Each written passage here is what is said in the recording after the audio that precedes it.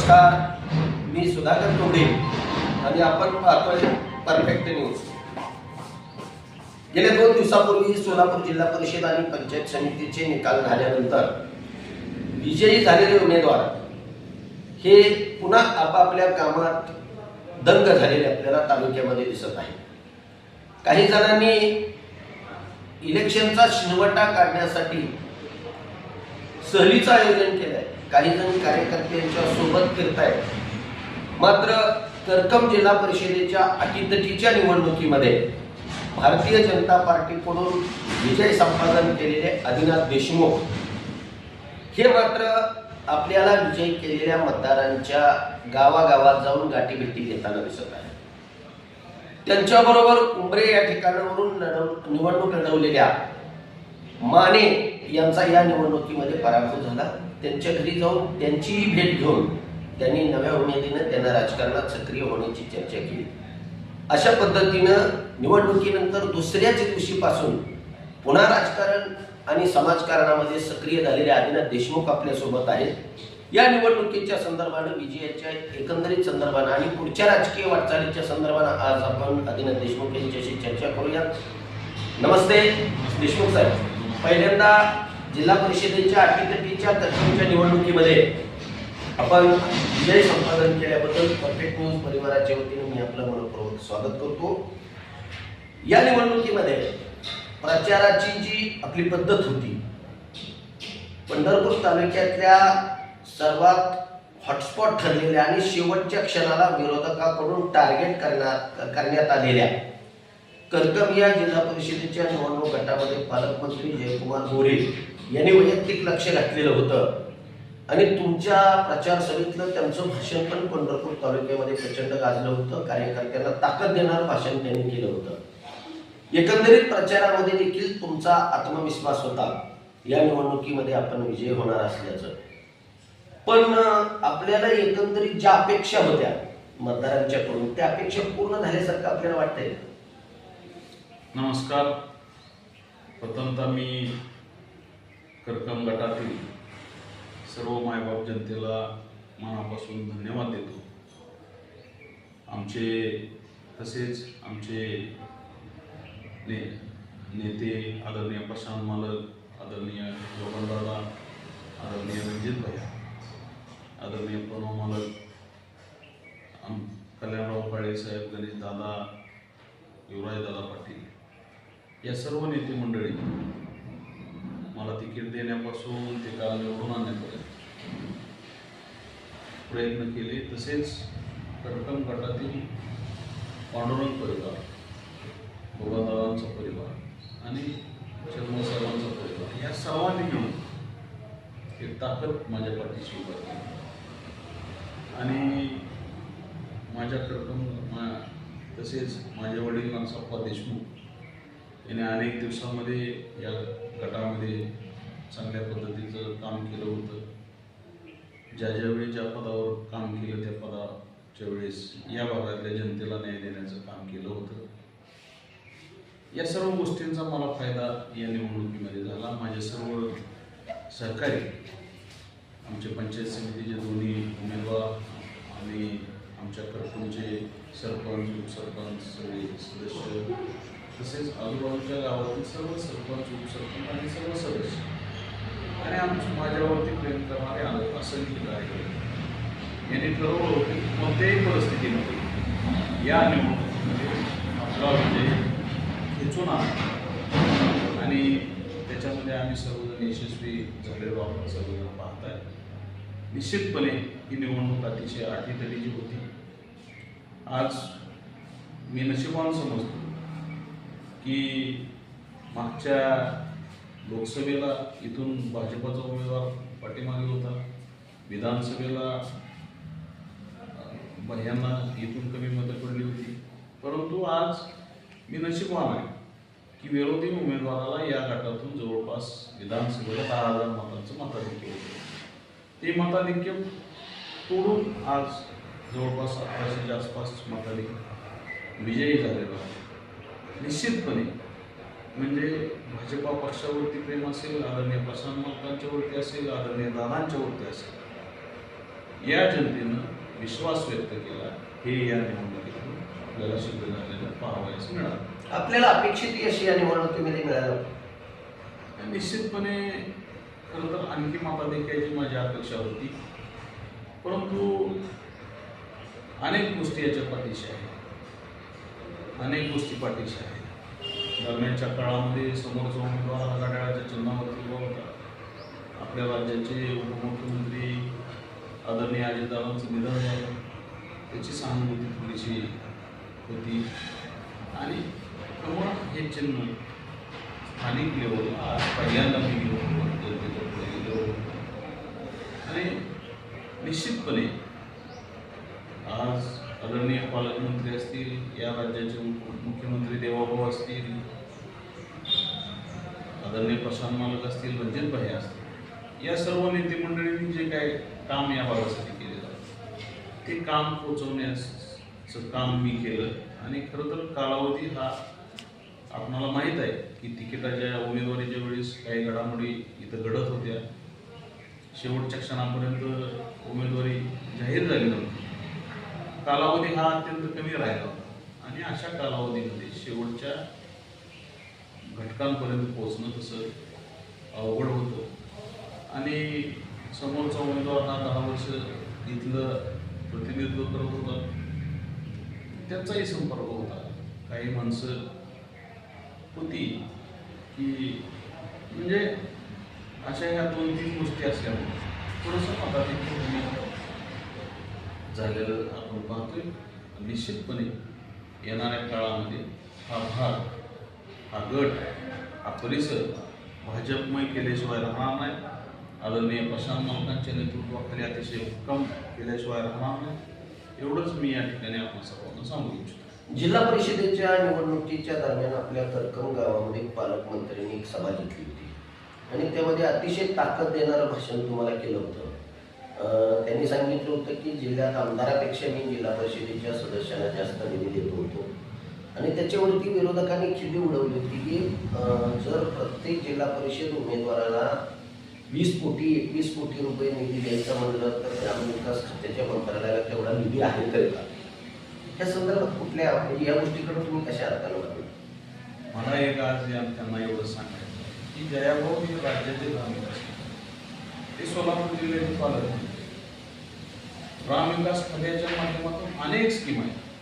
25-15 असेल, मुख्यमंत्री ग्राम सडक योजना असेल, DPC असेल, अनेक योजना, तीर्थक्षेत्र विकास असेल, यांना माहीत नाही तेवढ्या योजना ते ग्रामविकास खात्याच्या अंतर्गत येत असतात. आणि दुसरी गोष्ट, जयाभाऊ हे राज्याचे पालकमंत्री, DPCचं नियोजन करण्याचा अधिकार हे आदरणीय पालकमंत्र्यांना आहे. 20 कोटी रुपयाचा निधी म्हणलं तर 38 भाजपाचे जिल्हा परिषद सदस्य निवडून आले, निश्चितपणे ते देणार आहेत ना. 85,000 कोटी रुपयांच्या आसपास जवळपास ग्रामविकास खात्याचे बजेट आहे. आणि जयाभाऊनी इलेक्शन झाल्यानंतर काल सत्कार समारंभाच्या वेळेस स्पष्टपणे जाहीरपणे सांगितलेलं आहे, ज्या ज्या ठिकाणी मी शब्द दिलेला आहे किंवा ज्या ज्या ठिकाणी कार्यकर्त्यांना आश्वस्त केलेलं आहे, त्या मतदारांना आश्वस्त केलेलं आहे, त्या ठिकाणी मी ती आश्वासनं 100% पूर्ण करणं हे काल जिल्हा परिषद सदस्यांच्या सत्काराच्या समारंभाच्या वेळी जयाभाऊनी केलं. अतिशय ग्रामीण भागातली खडानखडा माहिती असणारा माणूस, जिल्हा परिषदेमध्ये काम केलेला माणूस, गावखेड्यामध्ये काम करणारा माणूस, असा हा आपल्याला आज पालकमंत्री लाभलेला आहे, ग्रामविकास मंत्री लाभलेला आहे. खरं तर सोलापूर जिल्हा हा अतिशय नशीबवान आहे. आजपर्यंतच्या काळामध्ये इतका कार्यक्षम पालकमंत्री या जिल्ह्याला लाभलेला आपण पाहिला नाही. आणि मला खात्री आहे आणि विश्वास आहे की जयाभाऊ हे निश्चितपणे दिलेले शब्द पाळणार आहेत आणि त्याच्यामध्ये या भागाचा विकास करण्यासाठी आम्ही कुठेही कमी पडणार नाही याची मला 100%. आपण सरपंच म्हणून करकमचं कामकाज बघितलं. गेल्या 25-30 वर्षापासून आपलं वडील असतील, तुम्ही असताना राजकारणात सक्रिय आहात, वडिलांनी आपल्या जिल्हा परिषद पंचायत समितीचं काय काळ नेतृत्व केलंय, जबाबदारी वाढल्यासारखं वाटत आणि बदल झाल्यापासून निश्चितपणे जबाबदारी ही वाढलेली आहे. मी करकम गावच्या जनतेनं मला गेल्या 20 वर्षापासून अतिशय प्रेम केलं. तीच भूमिका या गटातल्या जनतेनं आता घेतलेली आहे. माझी जबाबदारी ही अतिशय वाढलेली आहे. पण मी आपल्याला खात्रीनं सांगू इच्छितो की आजपर्यंत मी आज प्रचारातही सांगत होतो आणि आजही सांगतो आणि उद्याही सांगेन की आजपर्यंत कुणीही काम केलं नाही या गटात. अशा पद्धतीचं काम निश्चितपणे करेल. आणि दुसरं, करकम गट हा सोलापूर जिल्ह्यामध्ये पहिल्या 2-4 गटामध्ये असेल. निधीच्या बाबतीमध्ये असेल, विविध योजना राबवण्याच्या बाबतीमध्ये असेल, हा सर्वात पुढे असणारा गट म्हणून भविष्यामध्ये या गटाची ओळख असणार. सोलापूर जिल्ह्यामध्ये जिल्हा परिषदेच्या निवडणुकीमध्ये भाजपची एक हाती सत्ता जवळजवळ तयार झाली.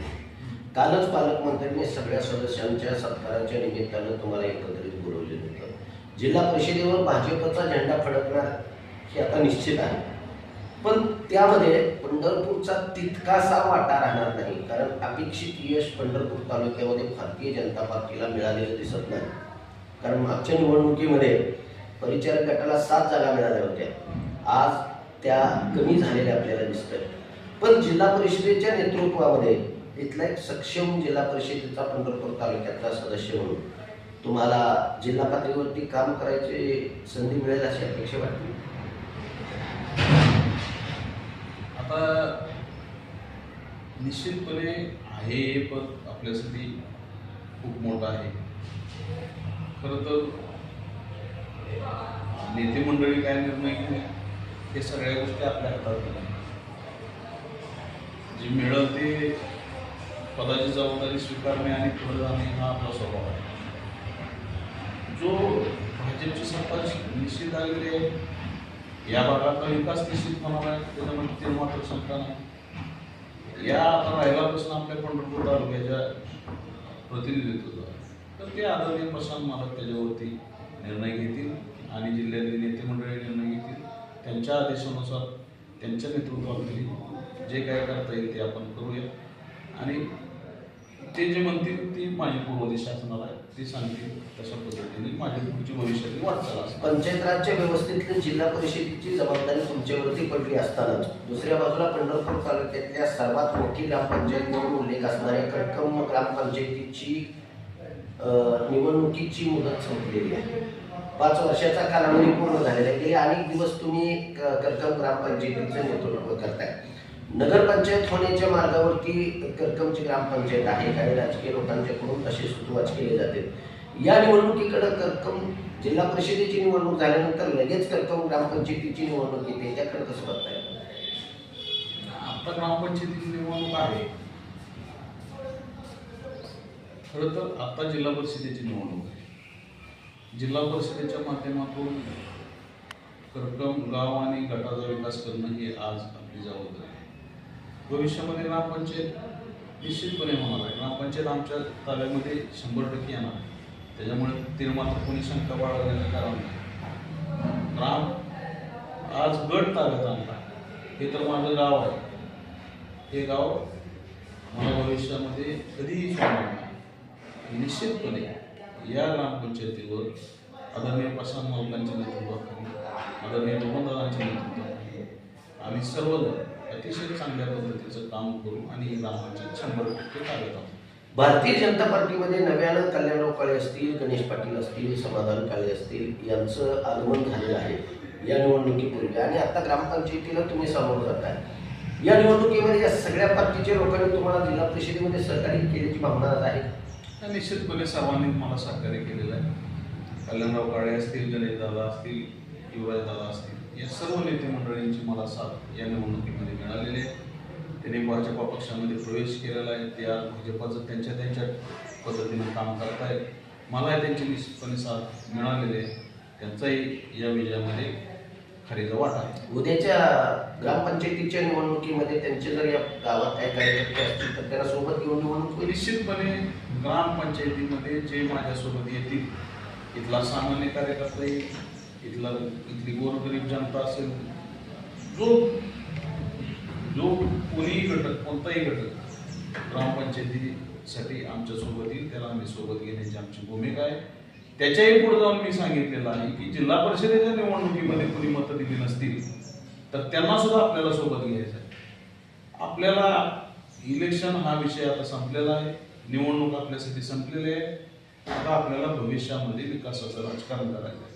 माझी भूमिका आहे की या गटातल्या जास्तीत जास्त माझ्या मायबाप जनतेला जास्तीत जास्त लाभ असेल, जास्तीत जास्त विकास कामं असतील, जास्तीत जास्त प्रश्न कशा पद्धतीने सोडवता येईल यासाठी मी प्रचंड कष्ट घेणार आहे. पुढची 5 वर्षे या जनतेसाठी अहोरात्र जगणार आहे. माझी मनापासूनची तळमळ आहे. मी एक सामान्य कार्यकर्ता आहे. आज माझ्यासाठी एवढं मोठं पद हे काही सोपं नाही. मला याची जाणीव आहे की या मायबाप जनतेनं आज आपल्याला त्यांच्यातला माणूस, मी नेहमी इलेक्शनच्या दरम्यान, निवडणुकीच्या दरम्यान सांगत होतो की तुमच्या हक्काचा माणूस तिथे पाठवा. आणि मी आज पुन्हा एकदा या कर्तव्य गटातल्या मायबाप जनतेला आश्वस्त करू, मी पुन्हा एकदा अभिवचन देतो की तुमच्या हक्काचा माणूस म्हणूनच तिथं 5 वर्ष काम करेल. तुमच्या हक्काचा माणूस म्हणूनच तिथं सभागृहामध्ये आपला आवाज उठवेल. आणि या गटातल्या जनतेचे प्रश्न सोडवण्यासाठी मी 100% बांधील असणार आहे. त्याच्यामध्ये कुणीही शंका बाळगण्याचं कारण नाही. मी तुमच्या घरातला माणूस, आणि कधीही मला कोणतंही काम कोणी सांगितलं तरी मी ते कधी टाळणार नाही. त्याला न्याय देण्यासाठी मी खंबीरपणे 5 वर्ष प्रयत्न करणार. तर हे होते कर्कम जिल्हा परिषद गटाचे नूतन जिल्हा परिषद सदस्य आदिनाथ देशमुख. निवडणूक संपली त्याच दिवशी राजकारण संपलं. आता विकास हेच माझं व्हिजन असणार आहे. पंढरपूर तालुक्यातील कर्कम गटाचा विकास मला जिल्ह्यामध्ये आदर्श बनवायचा आहे. अशा पद्धतीचं व्हिजन घेऊन आदिनाथ देशमुख हे नव्या राजकारणाच्या नव्या इनिंगला सुरुवात करत आहेत. या निवडणुकीमध्ये भाजपमध्ये आलेल्या नव्या जुन्या सगळ्याच नेत्यांनी आपल्याला सहकार्य केलं आणि भविष्यामध्ये आपण त्यांना बरोबर घेऊनच राजकारण करणार आहोत असाही विश्वास या निमित्तानं त्यांनी व्यक्त केला. पंढरपूर तालुक्यातील सर्व जिल्हा परिषद सदस्यांची आपण भूमिका जाणून घेण्याचा प्रयत्न करणार आहोत आणि प्रत्येक सदस्याची भूमिका आपल्यापर्यंत पोहोचवणार आहोत. त्यासाठी पाहत रहा परफेक्ट न्यूज. धन्यवाद.